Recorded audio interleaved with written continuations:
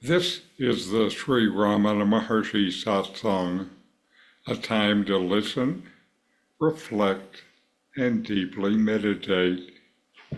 Know yourself and be always free and at peace.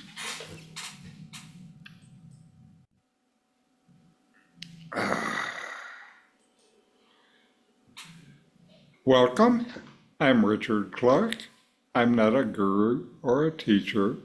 I love Ramana's teachings and so want to share it.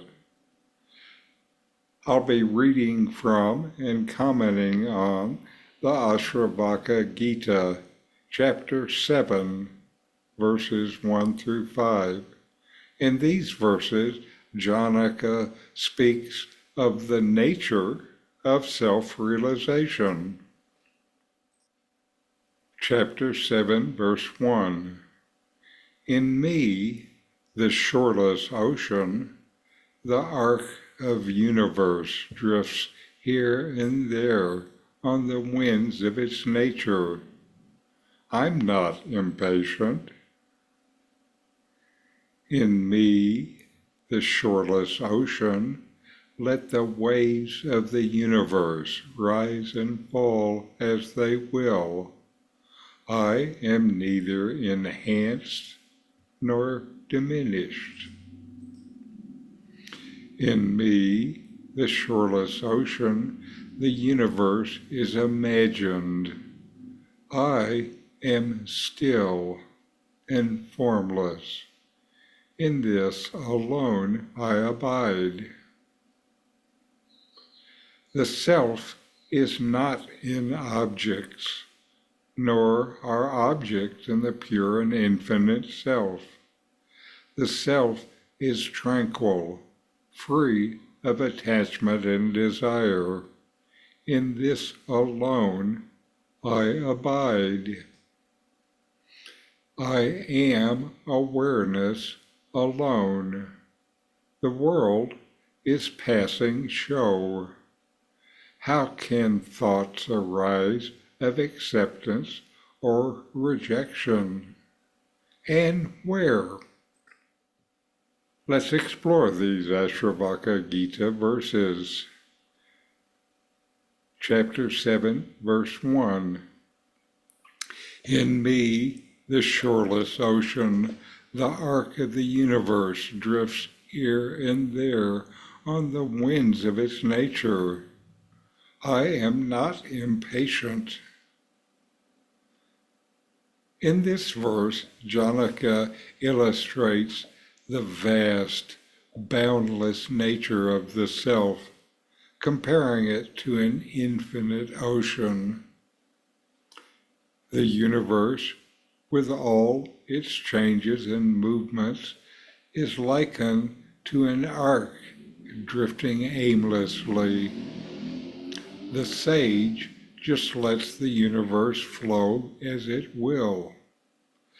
The self remains unaffected and undisturbed, embodying patience and equanimity. For you, this verse teaches the importance of recognizing your true nature as limitless and unperturbed by the movements and fluctuations of the external world. It encourages you to cultivate patience and remain centered amidst life's ever-changing circumstances. Chapter 7, verse 2. In me, the shoreless ocean, let the waves of the universe rise and fall as they will. I am neither enhanced nor diminished. Janaka emphasizes the self's immutability, unaffected by the universe's changes. The waves represent the ups and downs of life, which do not add to or take away from the essence of the self. This verse highlights the importance of seeing yourself as stable and unchanging, no matter what happens around you. It encourages you to find strength and stability within yourself, irrespective of external circumstances. Verse 3. In me, the shoreless ocean, the universe is imagined. I am still and formless. In this alone I abide. Janaka suggests in this verse that the universe is a mere projection within the infinite self, which remains still and formless. The true nature of the self is beyond all forms and imaginations.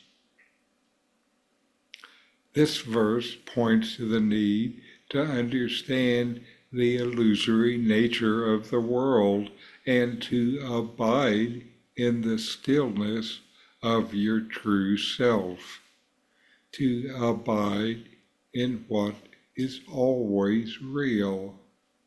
It invites you to let go of attachments to forms and concepts, finding peace in your formless nature.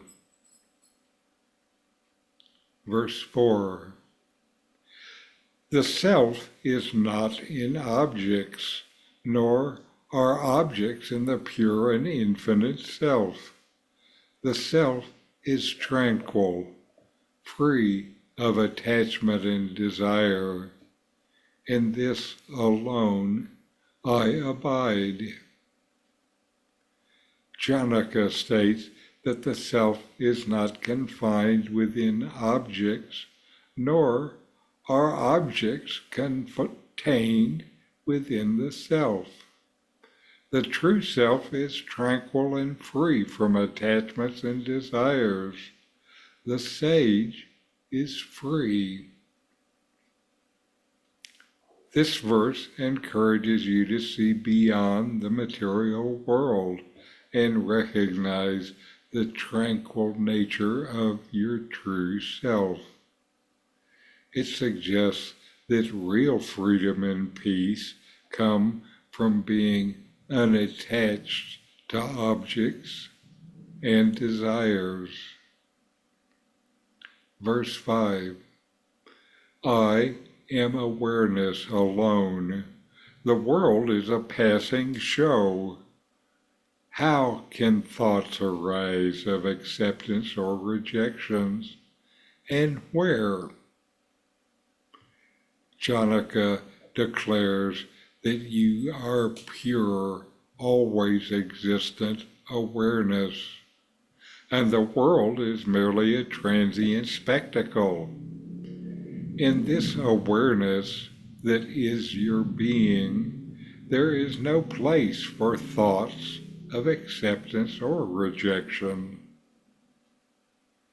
This verse encourages you to identify with your true nature as pure awareness, observing the world without getting caught up in judgments, attachments, or preferences. It directs you to a sense of equanimity and detachment from the passing phenomena. These verses from the Ashtavakra Gita collectively emphasize recognizing your own boundless, tranquil nature and remaining unaffected by the changing world. They guide you towards seeing the universe as an illusion, promoting a state of equanimity and detachment from desires and judgments. By understanding and reflecting on these verses, you can deepen your spiritual practice and enhance your journey towards self-realization.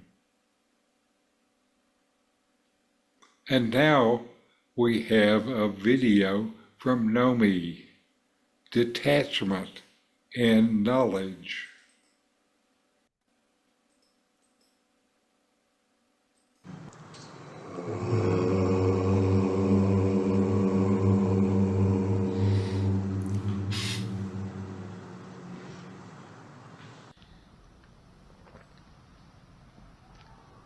Sri Bhagavan declares that vairagya and jnana are one and the same. Vairagya means detachment or dispassion, while jnana means knowledge or wisdom. They are the same in essence and in their very substance. And they are the same in the principles, if I can call them such, by which one realizes their significance. Detachment is bliss. To the degree that one is detached, one revels in bliss. The movement of the mind, confused about the nature of happiness, that manifests as attachment, is done for the sake of happiness, but brings about precisely the opposite result. It is because in attachment one looks outwardly for what is inward, to the non-self for that which is actually the self, bliss.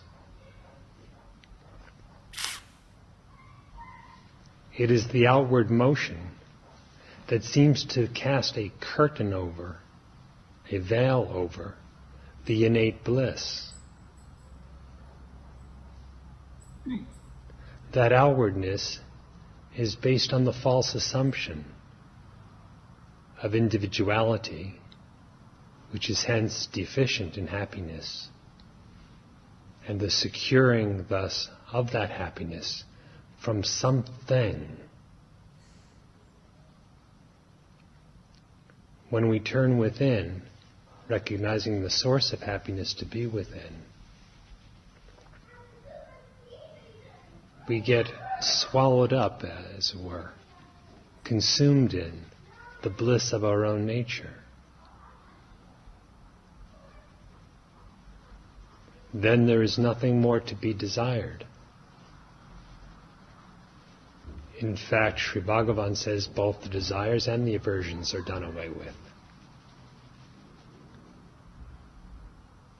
One remains in waveless bliss.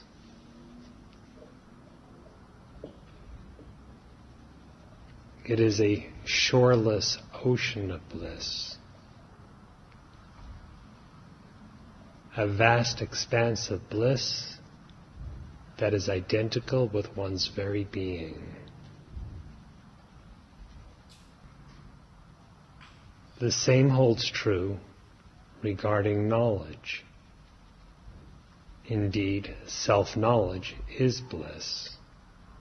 Knowledge is detachment, detachment from the unreal, from the non-self. And knowledge is bliss. Knowledge is consciousness.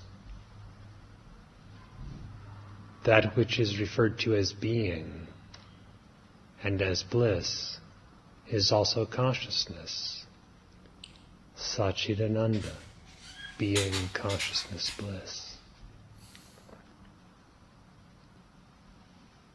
If one bases his knowledge, so-called,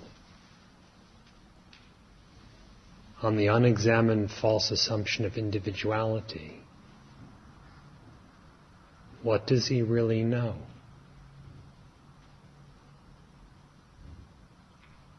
He can say, I know this, but what does he know? He can say, I don't know this. What is it that he does not know?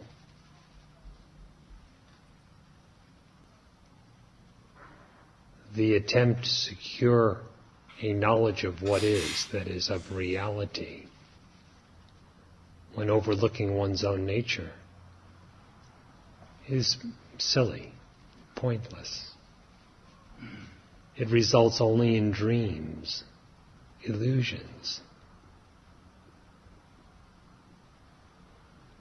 For the steady, blissful knowledge of reality, you have to know yourself.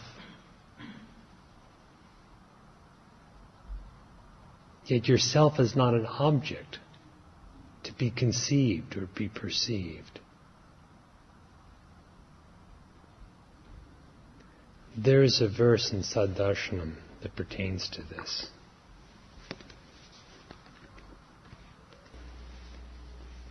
The verse reads like this, translated from the Sanskrit. I know not me, or I know me. Thus expressions of man are to be laughed at. From the difference of the seer and the seen, is this self divided in two? The oneness of oneself, that is, the true self, indeed, is the understanding that there are no differences. Your existence is one, utterly indivisible. So how is it possible for anyone to be ignorant of himself? That would require at least two. Or how would it be possible for someone to think of himself? That again would require two. Ignorance and knowledge so-called do not pertain to the self. Thought and forgetfulness do not pertain to the self. Inquiring into your own self without giving rise to the ideas, I know me, I don't know me, but inquiring into the very nature of your essential existence. You yourself in your own being shine as the knowledge called self-knowledge. Just as in detachment, in complete detachment, you yourself shine as the bliss that is entirely free. So with complete inquiry to know who you are, you shine as the supreme knowledge, which is blissful and free. Differences are a product of delusion, that is, they are born of imagination and have no reality at any time. The unborn truth, the differenceless, uncreated reality, is as it is forever.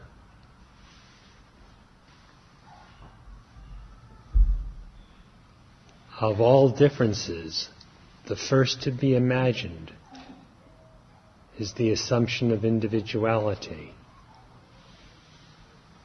I.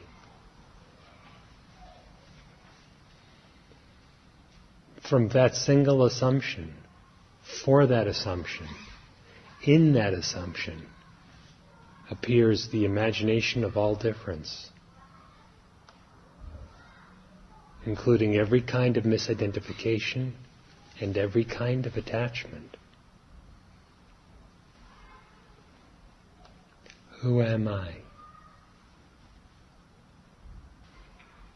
What is the very nature of I? Your own self. Certainly it is not a body. And just as certain is it that it is not a thought. It is no kind of person whatsoever. Inquire and know the differenceless nature of your very existence, your very consciousness, your very bliss. Knowledge, formless, not a possession to be gained or lost, such as I know it, I do not know it, but rather the ever-revealed, the self-luminous,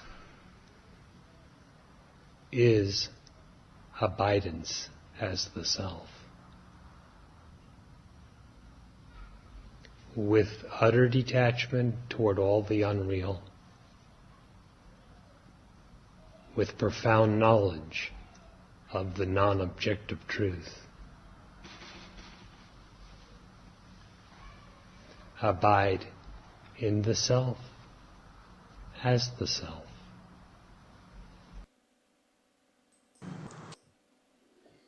All right, and now let's take a few minutes to inquire. You exist. Notice that you exist, and you know that you exist. And inquire, investigate within yourself. Am I touched by the highs and lows of life?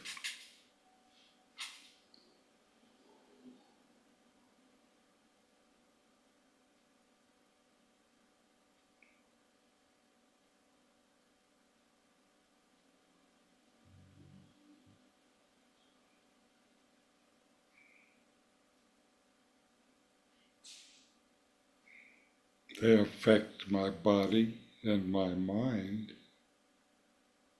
Do they touch me?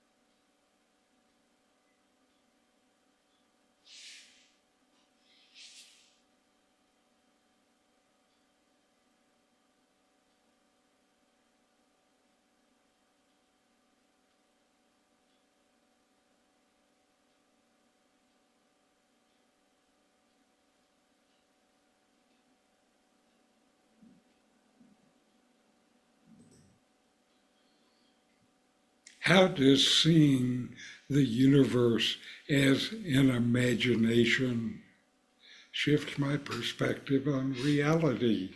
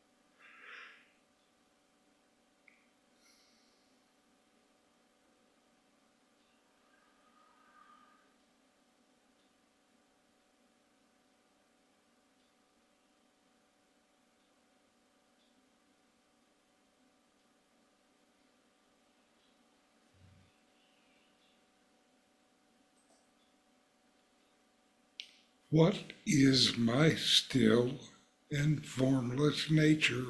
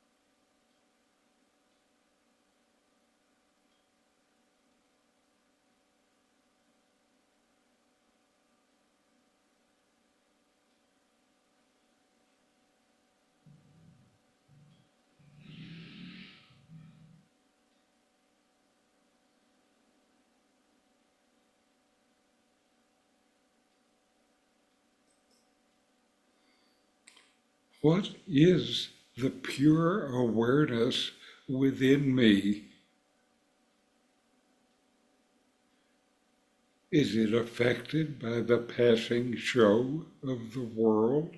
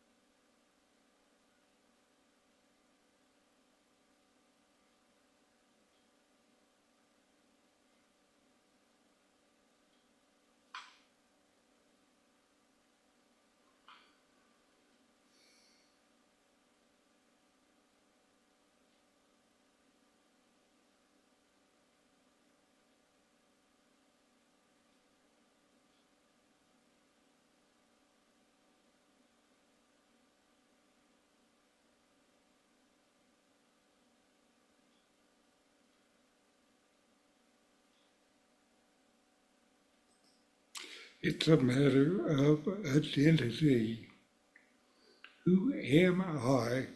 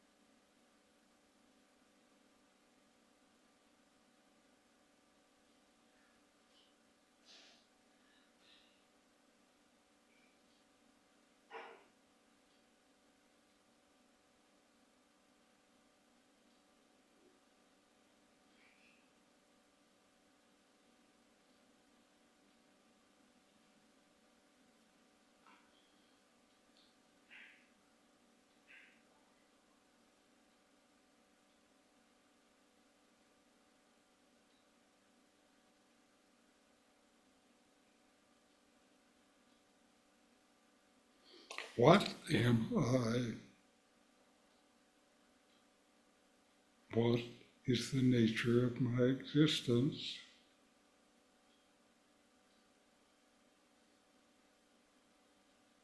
What actually exists?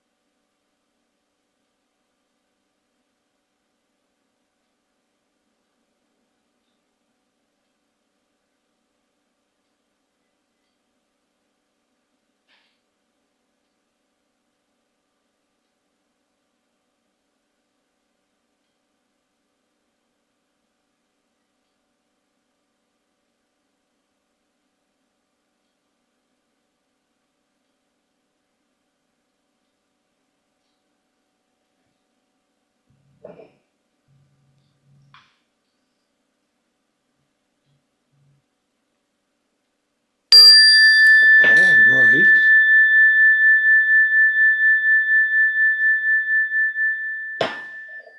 And we'll close with our chant.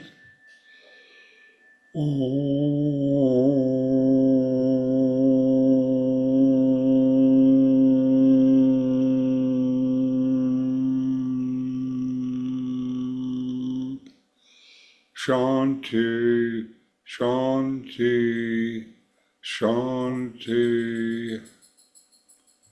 Om. Peace, peace, Peace. peace.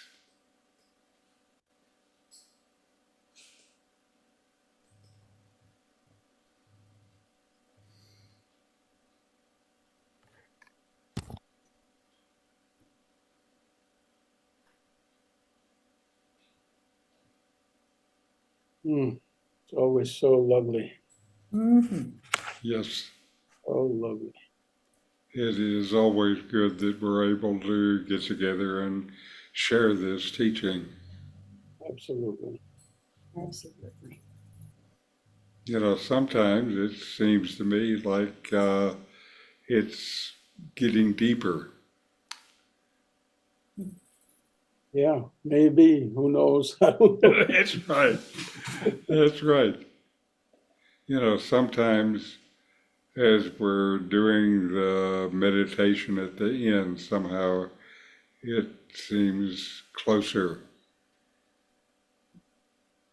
Yeah, that silence, that stillness, it's ever there.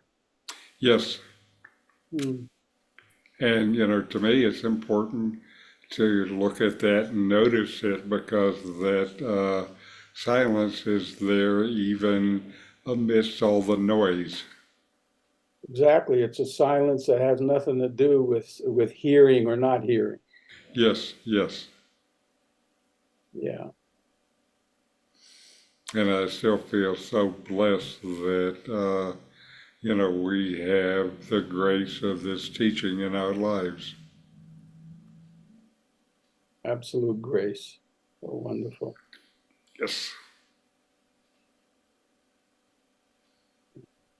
Anyway, namaste. Okay. Good to be with you, and see you next week.